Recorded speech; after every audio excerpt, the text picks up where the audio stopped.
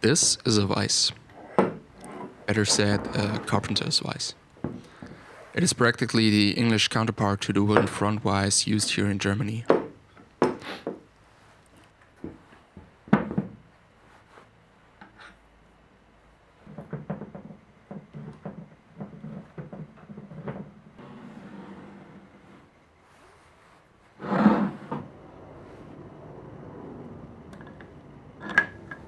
So far, I've always locked workpieces to my table with clamps. This was often a tricky business, but in any case annoying and quite slow. Now I want to come up with a more professional solution.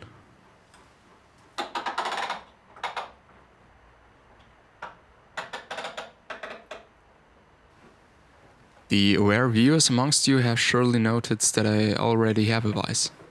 However, this is a locksmith vise. That's why it also has a small area that can be used as an anvil where you can twist and smash your nails. The main problem with these vises is that they damage soft wooden workpieces. The clamping jaws are quite small and provided with profiles in order to grip metal workpieces well and sturdy. In wood, those profiles leave visible marks. And also, otherwise, such a carpenter's vise as I bought it now has some advantages for me compared to a locksmith vise.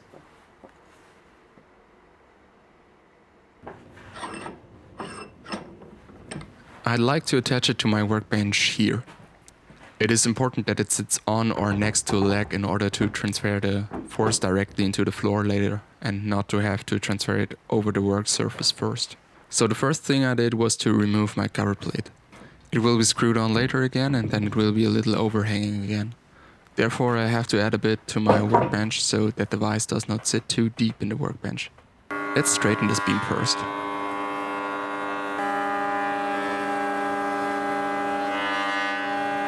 The vise should not protrude later, but should be on the same level as the front. Therefore, I saw a recess in the extension. I do this simply by slotting the beam about roughly 10,000 times.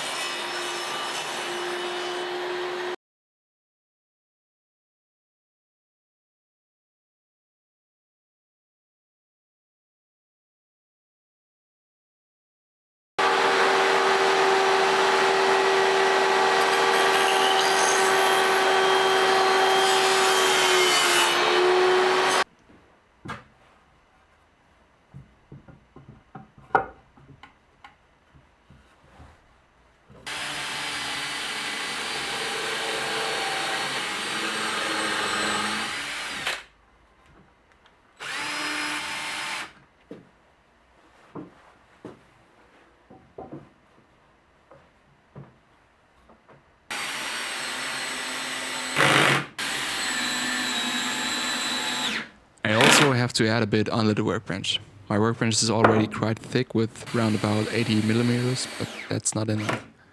The clamping jaws should not protrude, the vise should sit completely under the workbench. Since the thing weighs about 15 kilograms, it's easier to mark the holes on top. I have to drill completely through the workbench anyway.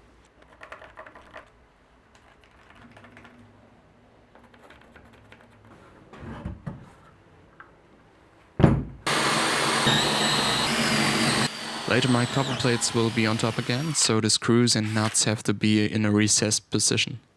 So I open the holes again.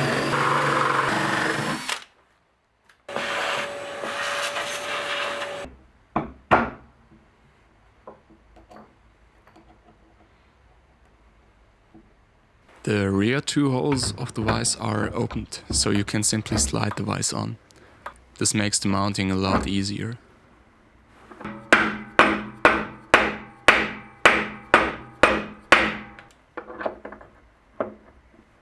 I should have drilled the holes from above all in perfectly 90 degrees so that it works like I thought. Nah, missed. So drill again. But then it works.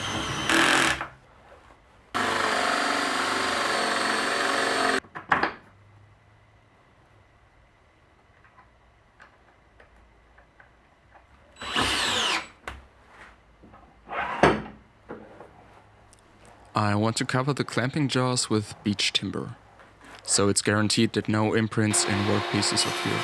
I counted them from the beginning so that it should work out exactly dimension-wise. For this purpose, the vise has a few holes in its jaws.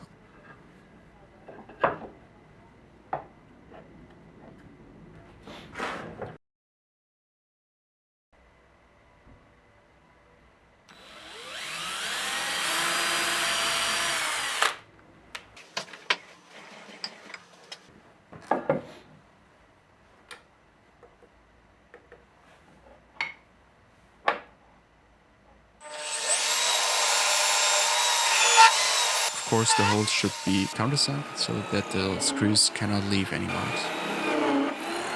And so the vise is also secured from the front and fastened to the workbench.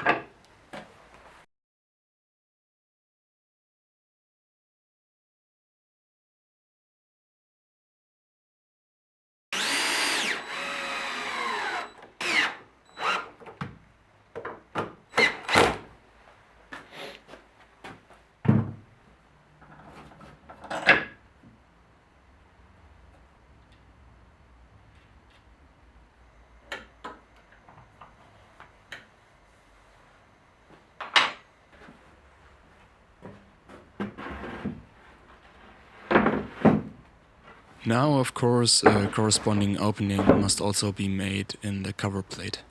So, measure, mark, and cut. The fastest way to do this is with a jigsaw.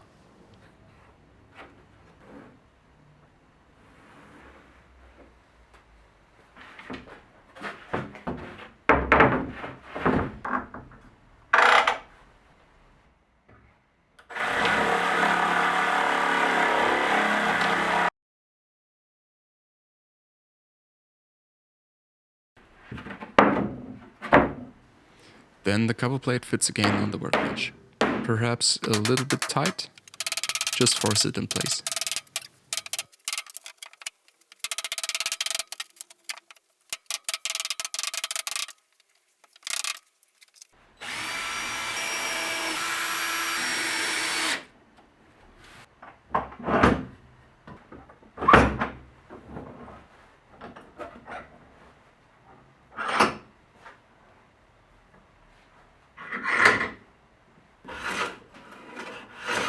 And the vise works.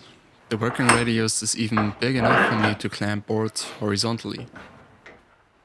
Of course that's stupid, but it would work.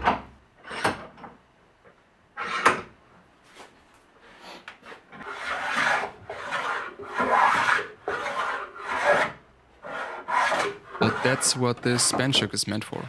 And that's why the vise is exactly at the height of the workbench.